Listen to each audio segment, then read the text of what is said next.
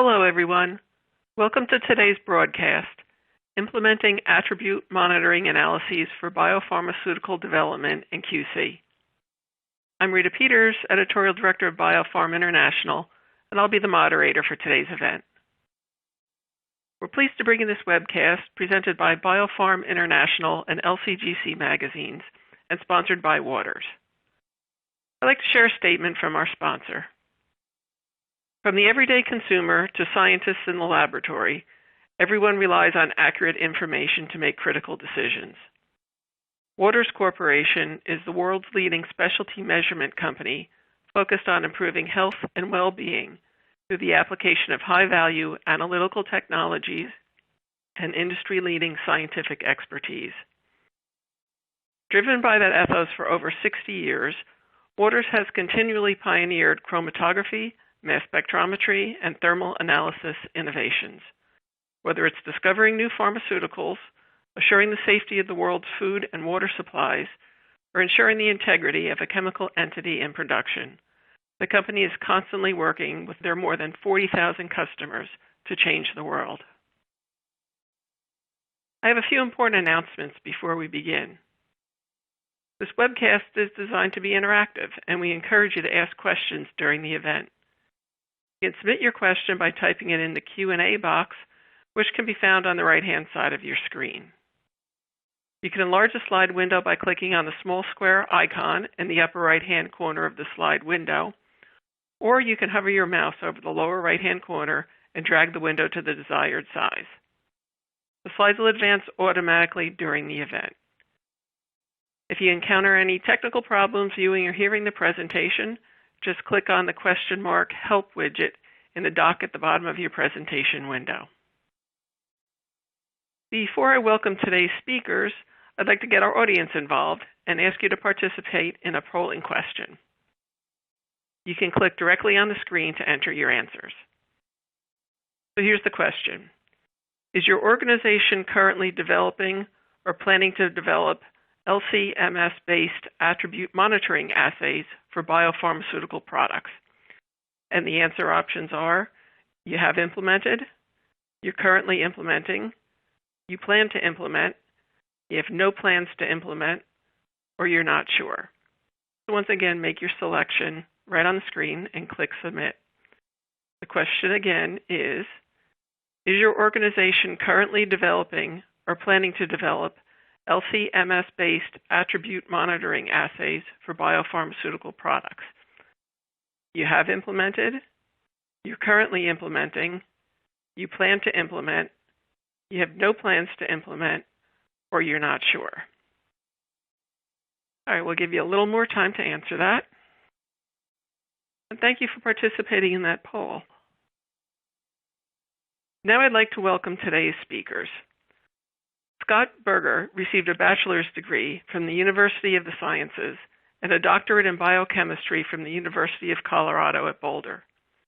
His interests combining high-resolution separations and mass spectrometry began during his postdoctoral research under Richard Smith at Pacific Northwest National Lab and continued while a principal scientist in Waters Life Sciences R&D. His focus within the biopharmaceutical business team concerns the production of novel and robust workflows for biotherapeutic analysis.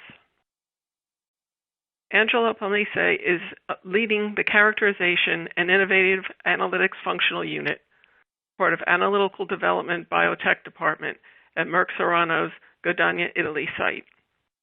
His group is responsible for physicochemical and structural characterization of new biological entities at Merck and for scouting of novel technologies. Angelo joined Merck in 2012 as a researcher in the Structural and Biophysical Characterization Laboratory, and his work has been focused on protein characterization by mass spectrometry-based approaches. Before joining Merck, he received a master's degree in industrial biotechnology and a doctorate in molecular and industrial biotechnology from the University of Naples Federico II, with a focus on protein chemistry, protein characterization, and advanced mass spectrometry approaches for the qualitative and quantitative analysis of post-translational modifications. He's the co-author of several publications in peer-reviewed journals in the field of proteomics and mass spectrometry applied to protein characterization. So thank you both for joining us today. Scott, please get us started with your presentation. Thank you, Rita, for that introduction. In my section of today's webinar, I really want to cover the expanding roles for how mass spectrometry is being used in biopharmaceutical analysis. Traditionally it's been a research technology, but now through fit-for-purpose systems, it can be deployed routinely, development, manufacturing, and even QC. And I want to talk about how we got to that state. I think an important milepost that really talked about mass spectrometry within the biopharmaceutical industry was an article published in JASMUS by Sarah Rogstad and her colleagues at the FDA. This was published a few years ago and was a retrospective analysis of the electronic BLAs filed between 2000 and 2015. There were roughly 80 of those. The first thing they really talked about was how universally mass spectrometry was used in these BLAs. 79 of the 80 BLAs actually contained mass spectrometry data. When they talked about how it was used, it was intact mass primarily, peptide mapping, and then a little bit more distantly in terms of usage, things like released glycan analysis were probably the three most common. But importantly, they noticed several trends. They noticed that the number of assays that were being deployed in each of these BLAs were increasing over time, and that the mean number of attributes, the number of modifications or uses, characteristics of the molecules being studied increased per BLA over time as well. So mass spectrometry was being used more, and it was being used for more purposes in these BLA submissions. The important thing to really note, though, is they were all used in terms of characterization, either characterization of the molecule itself or of impurities within that molecule. What I'm going to talk today is really about how we've gone beyond that sense and the ability to use it for more assays rather than just pure characterization.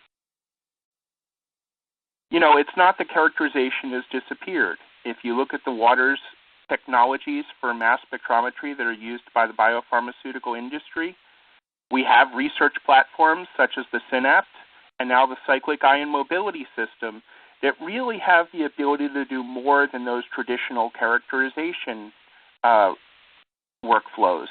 It can do HDX to study the overall, primary, secondary, tertiary, and quaternary structure of molecules, their interactions, their dynamics. You have multiple modes of fragmenting and ionizing the molecules, and it's that flexibility that really describes the capabilities of research systems today. In particular, the use of ion mobility in combination with mass spectrometry has greatly expanded the capabilities to do deep dives into the structure and composition of biopharmaceutical molecules. When we look at systems that are used for more routine analyses, the intact mass, the peptide mapping, released glycan analysis, we've developed systems such as the Xevo and the Vion system operating under informatics that's compliant ready. Now, these have more streamlined workflows. The demand from customers was to really make us more efficient with those things that we do all the time on all of our molecules. And so we started developing streamlined workflows for intact mass, peptide mapping, and released glycan under the Unify Informatics platform. But there was a call to do something more.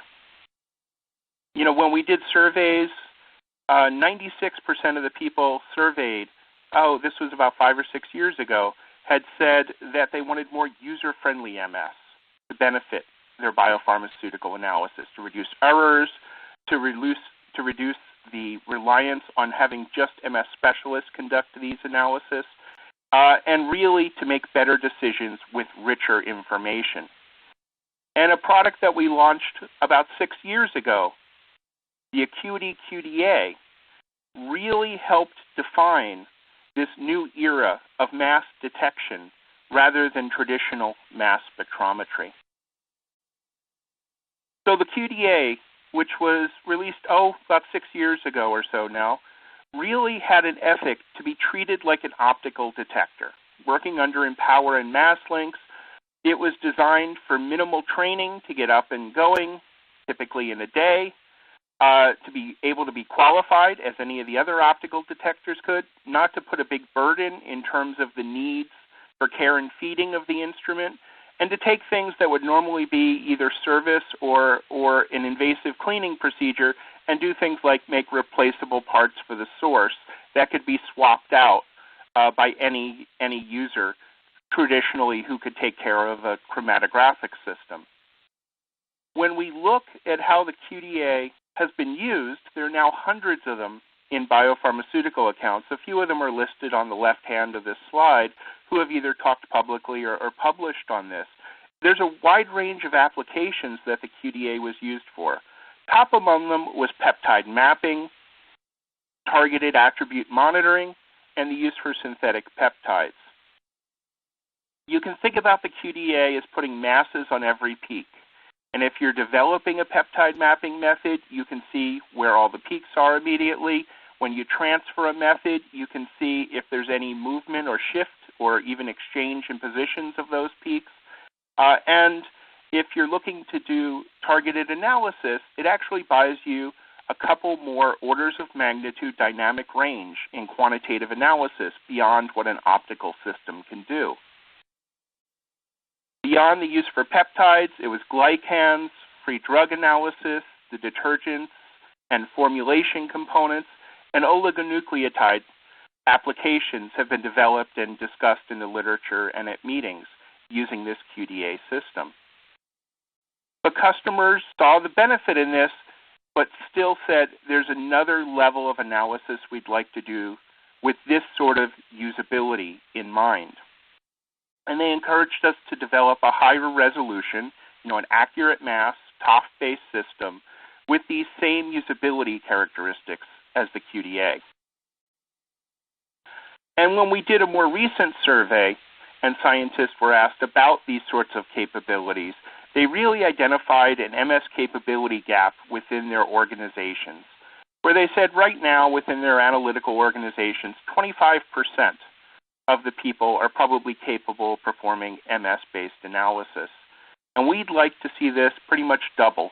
45% was, they said, the ideal. Pretty much 1 out of every 2 people in their organizations should be able to use mass spectrometry if it was made user-friendly and accessible enough.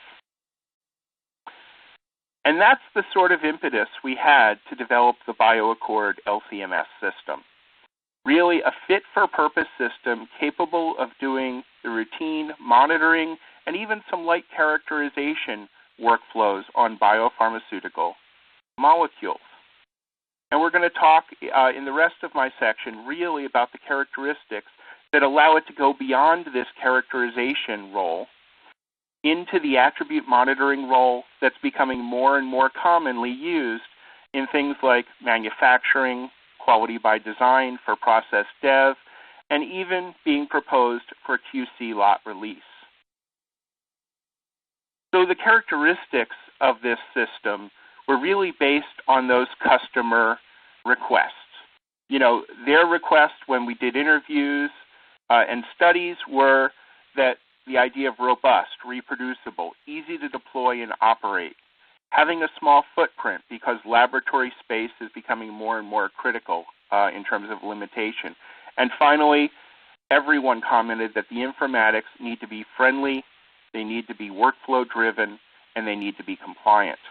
So when we talk about robustness, that refers to both the hardware in terms of if you're deploying this into QC or regulated environments,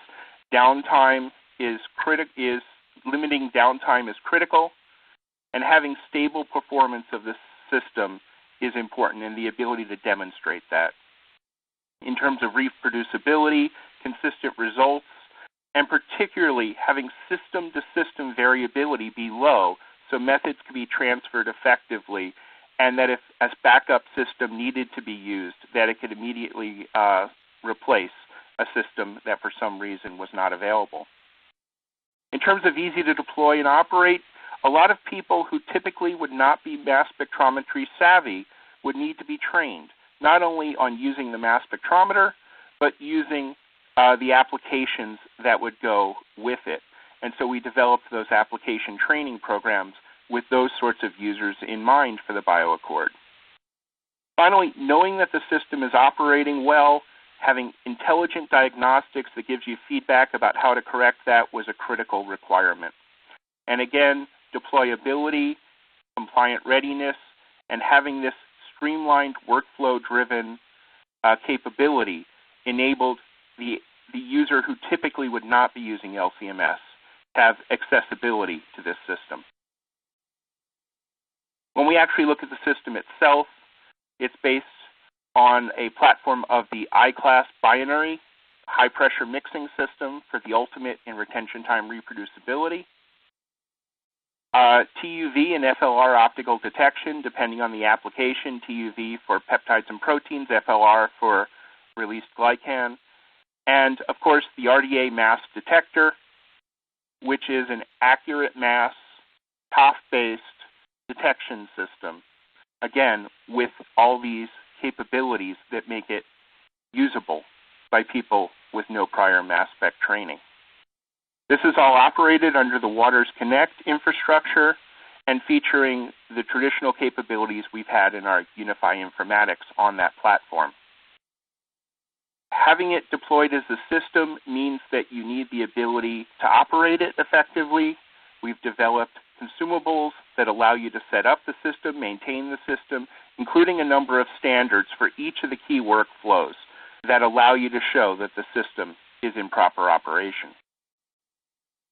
We termed the coin SmartMS to describe this LC-MS solution with the BioAccord. And that really means the intelligence that you push the power button and it starts itself up, that it's capable of setting itself up and showing that it's ready for use at the end of that automated setup, that there's clear communication about the state the system is in, and if there are any issues, a health system monitoring package that allows you to understand what the nature of the issue is, and then SOPs on how to resolve them. When I talk about one-click setup, it literally is one button that the system will do the checks to make sure it's in proper operation and then calibrate in the 4 positive and negative ionization modes that the system can operate in. When I discuss intelligent health, it's really on the front panel of the instrument is more information than we've ever provided to a customer, a set of intelligent self-diagnostics that not only tell you that there's a potential issue with the system, but in what element of the system, and then there are SOPs associated with each of these warning lights that tell you how to resolve those issues. This sort of feedback was critical to getting users who traditionally haven't been exposed to mass spectrometry comfortable with this technology. So when we talk about streamlined workflows, these workflows can be for something like simple intact mass analysis or subunit-based analysis, where you're looking at the mass of the components to define that the primary structure is correct and that the modification variants are in the correct proportion. We can also do oligomass analysis with this workflow. There are additional workflows for peptide mapping and for accurate mass monitoring, so we can take our peptide mapping characterization data and convert it into targeted monitoring assays. We also have the capability for released glycan analysis using RapidFluor-MS or a label of the customer's choice for labeled released glycan analysis. It's important that we have standards, check standards for each of these that we use to train the customer with for all of these modes of operation, but also to use as system check standards to show that the system is operating for those intended purposes. We can go beyond those basic capabilities to really what's cutting edge, so we can obtain usability without sacrificing the power of modern TOF technology. And that's in the ability to do not only denaturing LC-MS, but also things like SEC-MS and ion exchange MS, to be able to look for clips and aggregates, and to be able to look for charge variants with MS detection at the back end. Both of these I would call cutting-edge technologies, and the BioAccord is capable of executing these workflows as well. In fact, I've pointed to a couple of application notes we've recently put out on this capability. But as we look at the core workflows, starting with intact and subunit mass analysis, we have the standards, the chemistries, the system, and the informatics to support this integrated workflow with the BioAccord system. One of the things we get asked about now that people are talking about taking this fit-for-purpose system and deploying it now into manufacturing, regulated development, and even working with this system towards a QC lot release deployment is really reproducibility. So I thought I'd focus on some examples we've done in the laboratory recently showing the ability to obtain reproducible results within a system and across systems. So if we start with intact mass analysis, a protein such as a monoclonal antibody will generate a series of charge states of varying mass to charge. We apply an algorithm called MaxEnt to deconvolute that to the zero charge state spectrum. So you can see that on the right. And then in this case, with an antibody, we would see the typical pattern of glycoforms as well as some other modifications like the pyroglutamic acid reflected in the masses of those various glycoforms. So those you can study multiple modifications using intact mass as well as confirm the primary structure. And here we've done a series of 320 injections. This is really sort of going over the course of a weekend and showed the stability of detecting the relative amounts of each of those glycoform pairs, because antibodies have a glycoform on each of those heavy chains. And we can see the consistency of the relative amount of those glycoform pairs across all 320 analyses. So this would be a typical load samples on Friday, come back on Monday, and see consistent data. But the expectation when you're trying to validate an assay and deploy it into things like lot release would be that you're able to obtain the same data across multiple systems. So here's a slightly more complex study where we took an antibody, we studied the top 5 most intense MAB glycoforms for this simple example across 6 systems. We used 8 analysts, and each of those analysts did a series of 10 injections of the antibody during that period of analysis. And you can see the consistency, again, of those different glycoform pairs across those 6 systems and multiple analysts. So this would be a more typical experiment used towards a validation and the type of consistency that we would expect from the BioAccord system. So in terms of subunit-based analysis, I think this is a very modern workflow that gets exceptional information about the attributes of the molecule. Enzymes like IDES digest an antibody into 3 pieces that are roughly 25 kD. You can see the chromatographic separation of them on the lower left. The FD, the light chain, and the FC region. The FC region is the part that's glycosylated. And within a simple LC-MS assay, we can look at these different sections of the molecule individually and assess modifications that are more localized in nature. Companies like Janssen have used subunit-based assays for things like studying oxidation, and they've been able to validate those and deploy those commercially.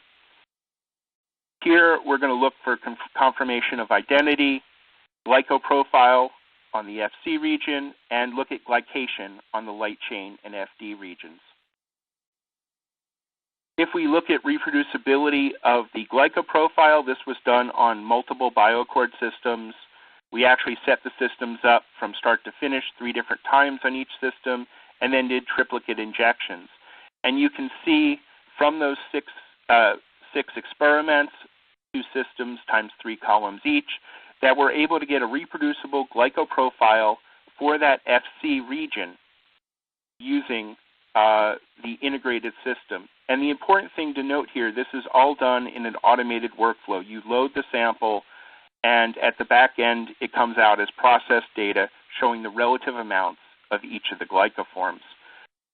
In terms of the quality of this data, for most species, greater than 0.5% relative abundance.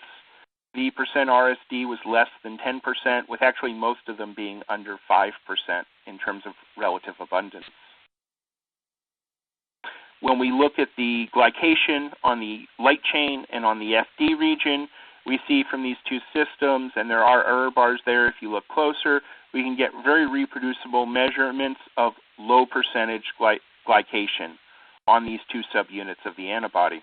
So it's a very useful way of digging down a little bit deeper and studying the attributes or monitoring the attributes of a molecule like an antibody.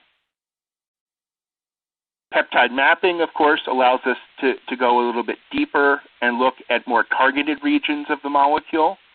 And again, we have the standards for training and for system check. We have the chemistries that integrate with the system in the informatics to really produce an automated workflow for both peptide mapping for understanding the molecule and peptide monitoring for monitoring the attributes by following those peptides.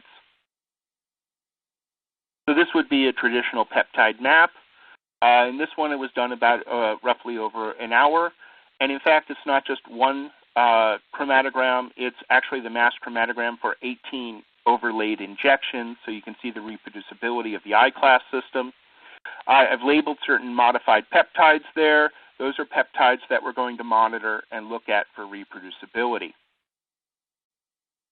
So on a system where we've been able to achieve exceptional usability, we're not sacrificing any capability.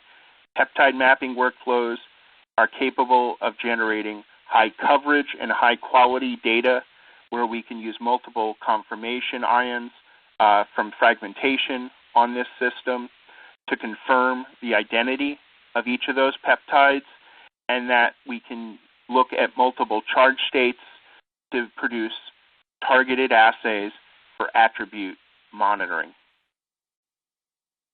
So when we're thinking more targeted, we know which peptides we want to follow. For example, we know the masses, we know their retention times from that characterization data, and we can turn that into targeted assays where we do targeted quantification of both the unmodified and modified form. In this case, it's a native and oxidized form of a peptide.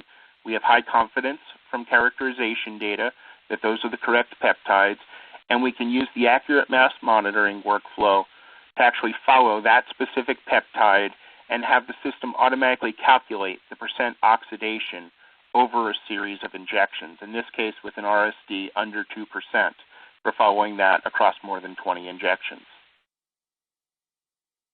We can take this same approach of if we were to validate an assay like this, looking at it across multiple systems.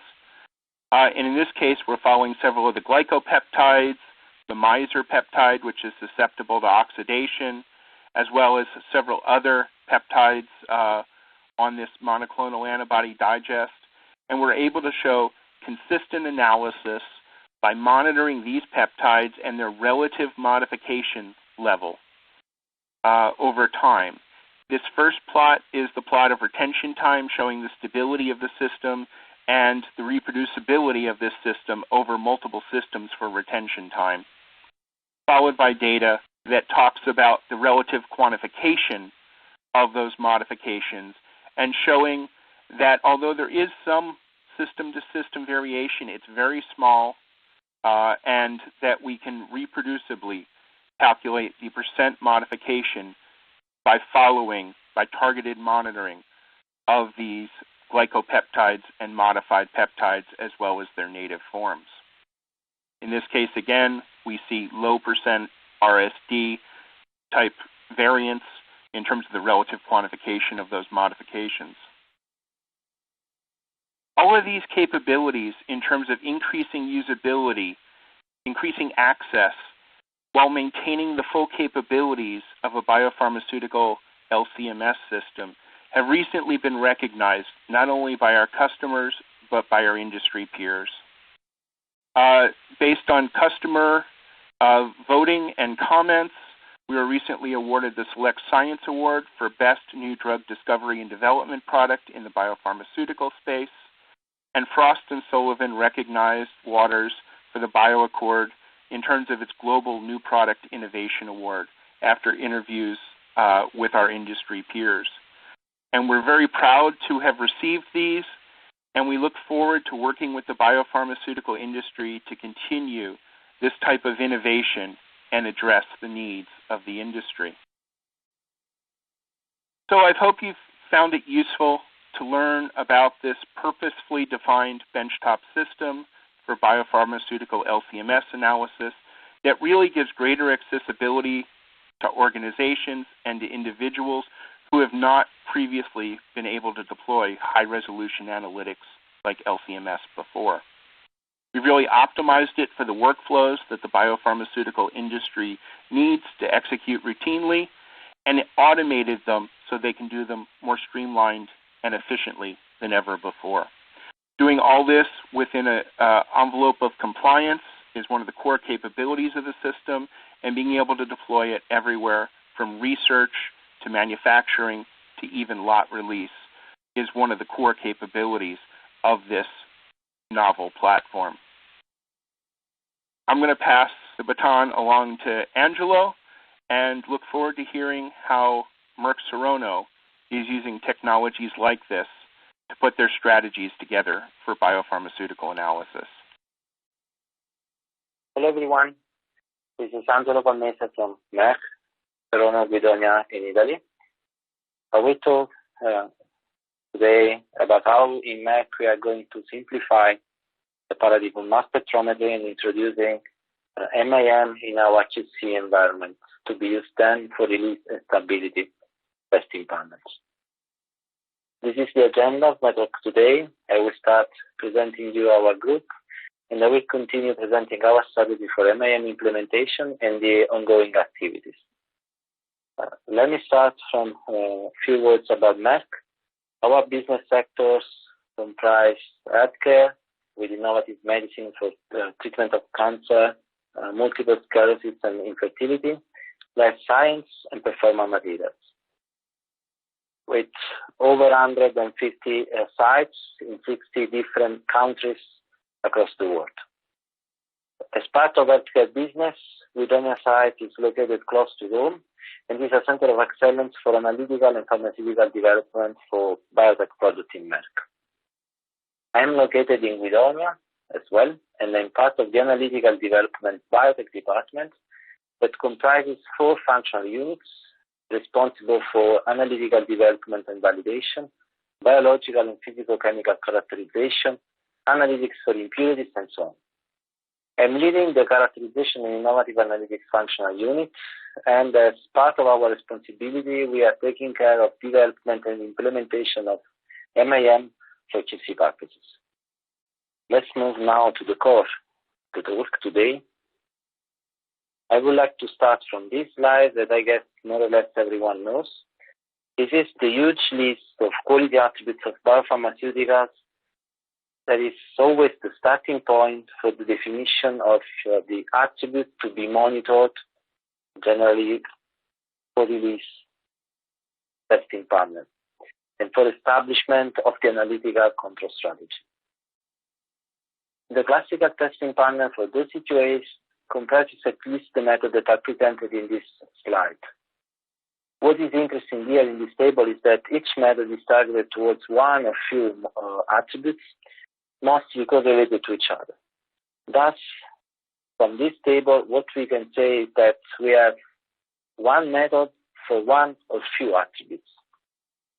And we need several methods for covering the entire panel of critical quality attributes in the for biopharmaceuticals. And this is the reason why in biopharma companies, more or less everyone is pushing towards having one method for monitoring most of the quality attributes in quality control environments. And the classical workflow for such an approach is based on tech-time mapping combined with mass spectrometry detection. And this actually allows to monitor several attributes within the same run. In Merck, the MAM workflow is established starting from in-depth characterization of our products and the assessment of critical quality attributes. Then the library of critical quality attributes are defined and transferred to MAM workflow for routine monitoring. The MAM workflow itself relies on the use of high throughput and automated sample preparation in combination with liquid chromatography, mass spectrometry, and high throughput data processing. The result is that we have a method that is capable of monitoring multiple attributes and can replace conventional single attributes method with a consequential improvement in terms of both efficiency and quality. And this was actually the starting point for our journey. We started applying actually the quality by design principles for optimizing each and every step of the workflow we are going to apply, from sample preparation through optimization of chromatographic method, mass spectrometry method, and data processing method. Since the beginning, we started discussing about the mass spectrometry to be used and the data processing software to be used. And we evaluated different software platforms, different mass spec platforms, a different combination of instrument and software. But I will discuss later on in depth about this point. The first step of the journey was, of course, the optimization of the sample preparation, both in terms of reagents and condition. And then we looked for several aspects and gave a try to different conditions, different enzymes, different reagents, and also at different kits to be used for automated sample preparation. But in the end, we were able to optimize our sample preparation, reducing the total time down to 3 hours, and having a sample prep that is actually avoiding the use of any buffer exchange or SP step. For a sample prep that can be completely automatable and high throughput. Then the method was further optimized through the design of experiment approach. We started the risk assessment on all the method parameters, and we identified the ones with the highest priority number. This slide summarizes the outcome of the risk assessment from the sample preparation and the parameters that resulted to be at the highest criticality, temperature, the amount of DPT and iodocetamide, pH, and time of hydrolysis. What we did then was to design the series of experiments considering 4 most critical parameters and 3 different levels for each of them. We applied then a full factorial design for the design of experiment, and we ended up with a total of 44 experiments, divided into 4 different blocks, with the center points repeated in triplicates for each block. And when we realized that we had not yet agreed on the instrument to be used and the software to be used, the scientist in the lab was more or less like the guy you see in the picture here. And we had 44 samples to be tested and analyzed. Actually, something like thousands of numbers to be processed, but we didn't have the platform to use. Then we started discussing with the experts for taking a decision on the instrument and on the software platform to be used. And depending on the person we talked with, the feedback were quite interesting. When we asked our MS experts, the feedback was, you definitely need to go with high resolution mass spectrometer. On the opposite side, when we asked our QC guys, they said, why can we use the QDA for this? Then, as I said, the feedback was quite interesting. But of course, the support they gave us was quite limited. And meanwhile, we were discussing on that. During a Waters user meeting, Waters offered us the possibility of testing the BioAccord system. And in the end, the problem was solved by itself. This benchtop mass spectrometer appeared to be immediately the right solution for our purpose. For its simplicity, for its user-friendliness, and of course for the good performances, in particular when compared to the QDA. We found at the same time also the solution for data processing, as this instrument is based on unified platform that is indeed also CFR 21 Part 11 compliant and fitting for the purpose of having the methods up and running in QC environments. As an interesting point here, so we immediately trained a technician in QC, a technician without any previous mass spec experience, and surprisingly, it was able to use the instrument without any additional help after just a couple of hours of training. Then we decided to go for the BioAccord and Unify, as this was considered the best solution and best compromise, both in terms of QC friendliness and performance. What we did then was to run our 44 samples. And in these slides, I'm showing you the results we obtained. So the first results I would like to show you is this overlay of chromatographic profiles we obtained from the analysis of the samples. So these results made us quite happy because we had these very well aligned profiles without any manual alignment of the chromatograms after the runs. Of course, this kind of reproducibility in terms of retention time is a crucial point, and I will show you later why. It was also interesting to look at the center points that are the ones showed in this pane here, because, of course, the good performance and the good reproducibility of all the traits in terms of peak shape and intensity is something really important when we are going to process and to build our library based on the center point itself. And the next step was, of course, the evaluation of the mass spectra we obtained. And indeed, the quality of the spectra was pretty good. And this is an example we obtained looking at one deaminated peptide and its non-deaminated counterpart, where you can clearly distinguish the two species. And in addition, we also looked at the fragmentation spectra, and the quality of the spectra, again, was pretty good, as also demonstrated by the coverage on peptides we obtained.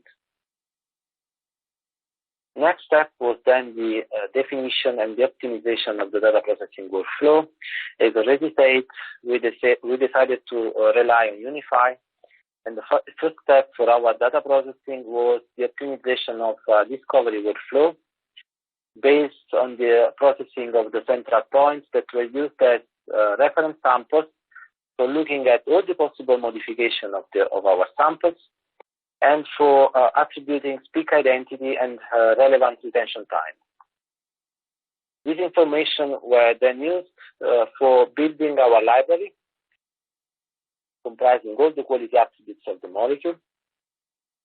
And then we used the library for building, in a second step, our screening workflow that will use to process all the other samples analyzed in the different analytical sessions, looking for specific MOVC values and retention time values. And here is where the reproducibility of retention time is really important, because the very well-aligned retention time obtained, as showed in the previous slide, allowed us to really narrow the tolerance interval on the retention time window, thus speeding up a lot the data processing and reducing the number of false positives. Overall, we were able to process all our runs in less than 5 minutes, and in the end, what we obtained was several tables like the one I'm showing in this slide, containing actually hundreds of numbers. The table you see in this slide here is just an example of the kind of results we obtained, and this is the case of the center points. And we obtain information on several quality attributes like oxidation, deamidation, glycosylation, and so on. What we did then was to try to evaluate in a graphical manner the results. And this is basically what we did for oxidation in this slide, where you can clearly see the the points coming from the different blocks. And the interesting information here is that with this kind of evaluation, we were immediately able to distinguish any variability coming from the different block and the different condition applied for the sample preparation. For example, in the upper left pane, you can clearly see that a group of samples of the block 4 showed a certain variability that was clearly due to session-to-session variability. In these slides, I'm showing you the results for the amylation. And here we have a different situation. Indeed, in the upper right pane, you can see 2 points that are showing anomalous values, at least values not aligned to the others. And this was clearly due to the different conditions applied for the sample preparation in that runs. We did this kind of evaluation also for other attributes like glycosylation, of course. Then the last step was to use multivariate data analysis for data processing, for calculating the response surface of each attribute and verifying the robustness of the method. Overall, the conditions at the center points were demonstrated to be quite robust, and depending on the attributes, the probability of failure was calculated to be very low. In this case, for example, we have a probability of failure lower than 1%. The next steps we are working on is this feature called new peak detection. That is the ability of the method to automatically identify new peaks in testing samples that are not present in the reference sample, as well as peaks that differ in terms of intensity. This feature can be implemented in Unify, and the critical point here is, of course, the definition of the proper threshold. The level of false positive and false negative directly depends on the threshold value. This is one of the examples of how we are going to define this threshold. In this case, we spike a certain peptide into our map samples at different levels, trying to define here the minimum detectable amounts expressed as peptide response to be used then in further experiments for better refining the threshold level. Of course, this kind of experiments need to be repeated for each attribute, also with different kinds of samples. The interesting additional information we gained from this kind of experiment was the linearity, actually, of the response of the instruments over the 2 order of magnitudes tested. The next steps of our journey in Merck will be, of course, the completion of the development and the implementation of the new peak detection tool. Then the method will be validated according to ICH Q2 and transferred to our QC. And now I would like to briefly summarize the slides in few words. So basically, mass spectrometry and in particular MAM are, of course, core technologies that are enabling the full implementation of quality by design principles. Furthermore, MAM is providing superior information and throughput than conventional methods, of course. We took advantage here in Merck of our expertise and on the combination of different expertise, actually, and the information we gained provided us good preliminary indication for a successful implementation of MAM in QC and process development.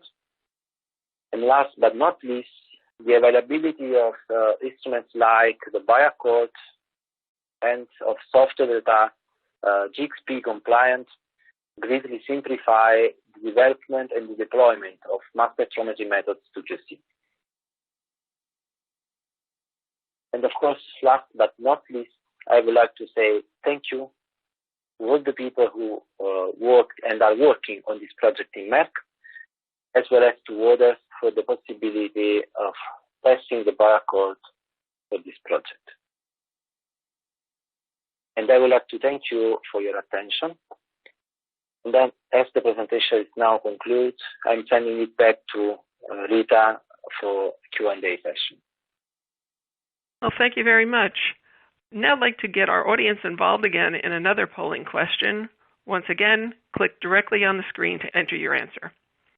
So the question is, what do you believe the biggest hurdle is to successfully implement LC-MS-based attribute monitoring studies?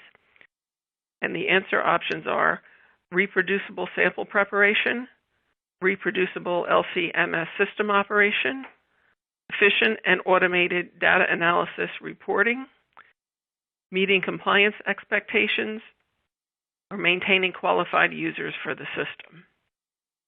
Again, the question, what do you believe the biggest hurdle is to successfully implement LC-MS-based attribute monitoring studies?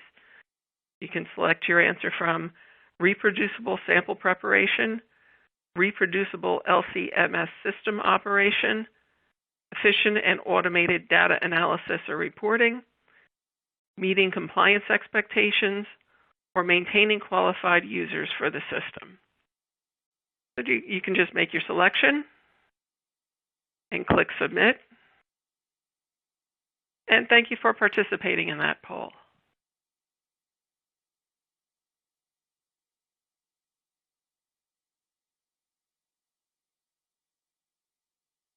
All right, let's move on to the Q&A now and take some audience questions. As a quick reminder, you can submit your question by typing it in the Q&A box, which can be found on the right-hand side of the presentation window. So here's our first question. Angelo, for you, how many LC-MS systems do you think you need to purchase to actually deploy an assay in QC? And if one goes down, what do you do? Yeah, so indeed, this is really a good question. Thank you for the question, actually. So it really depends on the number of molecules your method is developed for. But so considering that right now we have one already installed and up and running, and two instruments that should be installed and qualified in the next month. So in the end, we will start working with three instruments. But I would suggest to start with at least two instruments, because as you said, so you have to you need to have a backup solution in case one of the instruments actually goes down. So you need, I would say, you need at least two as your starting point.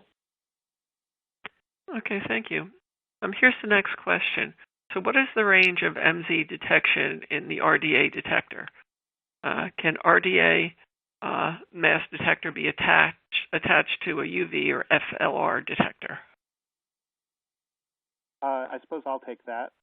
So the M/Z range of the RDA is 7,000 M/Z in positive ion mode and 5,000 M/Z in negative ion mode.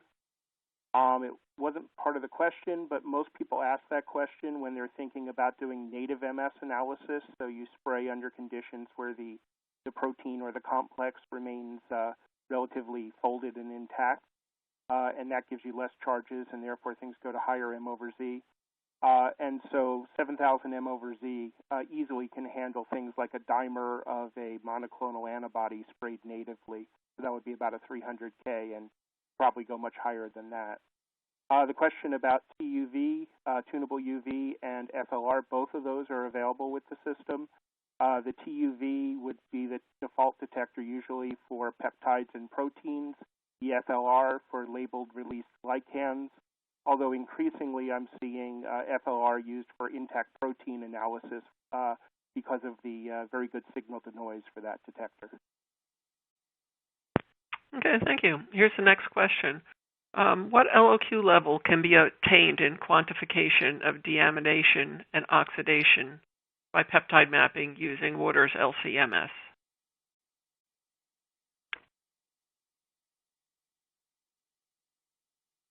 I'll defer to Angelo for what his experiment showed, but typically when we're in conversations with most of the labs we talk to, a typical goal for an assay would be 0.1% to 0.5% as sort of the lower level that they'd want to see for some of those modifications. Some might even go a little bit below that. Reaching that typically is relatively easy if it's a well-ionizing peptide. If it's a poorly ionizing peptide, meaning the signal might be 50 to 100 times lower than the best ionizing peptides, that can be a little bit of a challenge. So it may be peptide specific how low you can go, but in general, 0.1 to 0.5% is common. Yeah, so in our experience, I would say we have also some cases in which we can detect modification down to 0.1%, and for just one case even below 0.1%. But as you were saying, Scott, so actually depend on the ionization efficiency of the peptide, and of course, so you can in the end, even if you are able to monitor 0.1%, so you have to look also at the reproducibility of the data when you are really close to the limit of quantification of the method. Well, thank you, Scott. Here's one for you. Do you think intact or subunit-based assays can be as effective as peptide MAM? So I would answer that by saying it depends on the attributes you're looking for. There are certain attributes such as deamidation or ASP isomerization that are very small difference in mass, 1 Dalton difference in mass, and those typically would be best detected at the peptide level. Also, if your modification is critical to a specific part of the molecule that you need to distinguish that modification from other potential sites, peptide level would be preferable. That said, that subunit and intact have a much easier sample preparation scheme, particularly if you're thinking about deploying it into a regulated environment compared to peptide mapping. You can look at examples from talks and papers published by Lilly and Janssen most recently, where they've shown that subunit-based assays can really give you the insight you need, even as a release test for a molecule. In the case of Janssen, it was oxidation of the FC portion of the molecule on their subunit assay that they were able to more easily validate and deploy commercially.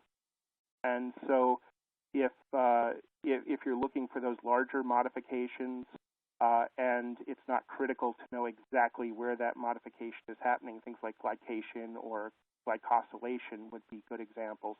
Subunit-based assays can be very effective as attribute monitoring techniques. Thanks. I have another one for you. You described the BioAccord as being able to do some characterization work.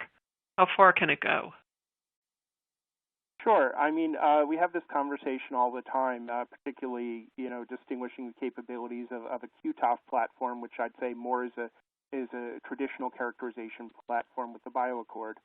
The BioAccord actually can do source fragmentation, and we have a data-independent workflow for that you can collect that fragmentation data at the same time, sort of alternate scanning the same way we do with MS to the E on a QTOF, so data-independent fragmentation. So you can identify peptides, for example, if you had a new peak in an MAM assay. New peak detection is important to some people.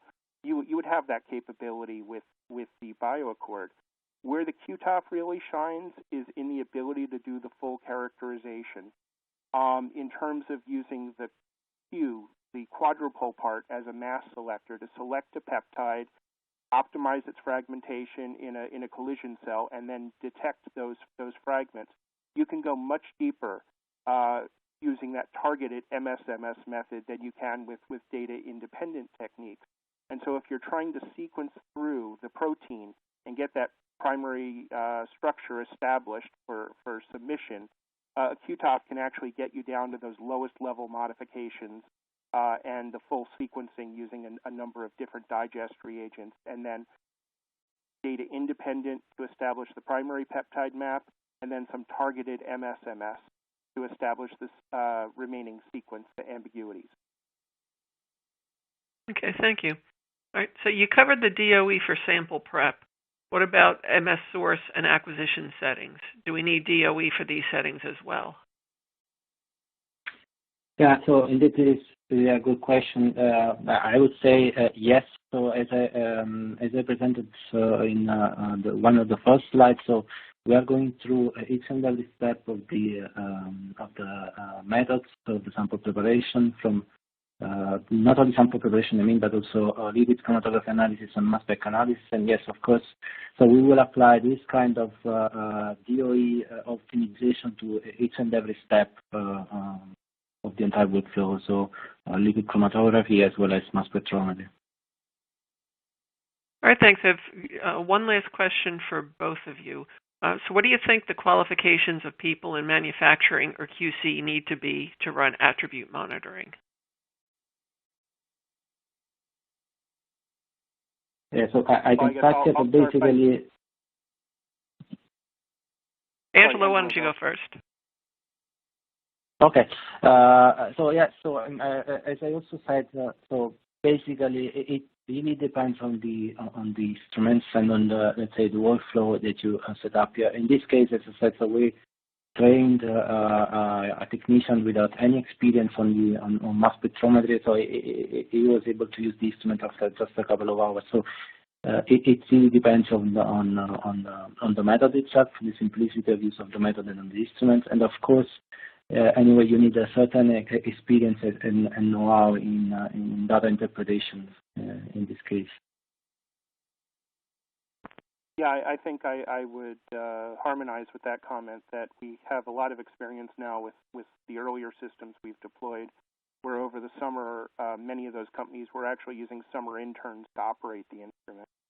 I think as we designed it as being fit for purpose for a QC environment or regulated manufacturing development, our intent really was to have a system where you didn't need to change the personnel in your team to bring in this technology into that environment.